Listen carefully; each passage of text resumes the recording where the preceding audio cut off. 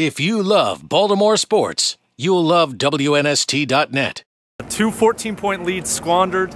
Ravens locker room, very much a feeling of what if, very much a feeling of one of those 2 fumbles they fail to recover. Just a sense of a missed opportunity. And certainly when you have a lead like that against Tom Brady and the Patriots in Foxborough, I mean, you're feeling like it's 2012 all over again. But ultimately, as I tweeted out toward the end of the game, the Ravens, the biggest weakness all year, the injury-riddled secondary, that leads to their demise. They don't get pressure on Tom Brady at all in the second half, and it results in him picking them apart. And Ravens, unfortunately, going home for the rest of the 2014 season. Yeah, kind of crazy with the Flacco situation and how well he played early in the game and throwing the touchdowns. That, you know, at some point, I think what makes him the sort of bravado is in the end what could get him. And obviously, with 2 minutes left to go, my question to Joe was, why throw that ball then?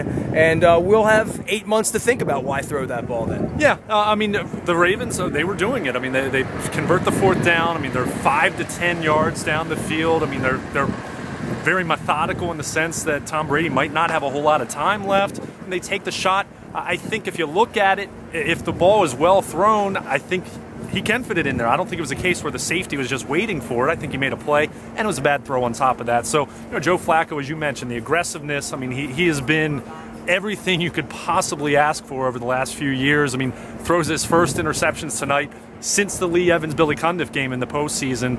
But that aggression, which, I mean, again, John Harbaugh kind of said it after the game. If Torrey Smith makes a play there, catches it, everyone's saying it's a great play. But I think from a philosophical standpoint, knowing how the defense had really struggled to stop Brady, you're dunking it down the field 5, 10, 12 yards at a time. They were really on a pace where they could have been inside the red zone, inside the 15 with 4 shots at it with 30 seconds left. And if you score, then you're moving on to the AFC Championship. No time left on the clock for Brady. If you don't score, you go home. Ultimately, the Ravens take the shot. It didn't work out for them, and despite a 31-point effort from the offense, a terrific effort overall, defense just not good enough. Well, I mean, for me, the start to the game, 2-touchdown lead twice in the game. It's very hard to process this from the field here, you know, out in the cold. First off, it's cold as hell out here. You can see our breath. And being in the press box, a little different. You know, being in that locker room several times and having the best and the worst, right? I mean, Ray Lewis famously gave the go out and make someone smile speech here. The field goal was missed right over there. And Lee Evans, and then the celebration here and the ring of Ravens fans that we'd seen here a few years ago. Disappointing, but one of the better football games I've ever seen, I think, when we process it all through. Terrific football game. I think, especially when you look at Wild Card Weekend, where 3 of the 4 games, let's face it, were kind of lackluster, including the Ravens handling the Steelers if you're just looking at it as an outsider. But terrific football game. I think it's always difficult in the hours, the first few days after the season-ending loss in the postseason, but the Ravens got the Steelers, beating the Steelers in the postseason monkey off their back forever. That doesn't count. And the other thing, I think you have to keep it in proper perspective. This team, so much adversity, starting in the offseason with Ray Rice, offseason arrests, other players, 19 players on injured reserve, so many injuries to the secondary, which we know how pass coverage is. You know, this is a pass-happy league. If you can't stop the pass, you're going to have your issues. The pass rush, for the most part this year, had been able to account for it, but Ravens, after getting a couple sacks early in that game, they didn't hit Tom Brady, and that secondary, you know, we've talked about Rashawn. In the end, the secondary was what got him. I mean, you know, really. Exactly. I mean, we've talked about Rashawn Melvin and Anthony Levine and Danny Gore for a brief time. I mean, these guys who were either on the street or on the practice squad at some point. It was a nice story, but you see, without that pressure, Rashawn Melvin looked a lot like a former practice squad player, and it wasn't just him. I mean, the Ravens, they had opportunities to make plays. And then the pass rush disappeared as well. Right. And as I mentioned, 2 fumbles. The second one, I mean, 3 Ravens right there. I don't know how you don't fall on that ball. But, again, the sense in the locker room, some missed opportunities, and certainly you have 2 14-point leads on the road with the offense clicking the way it was.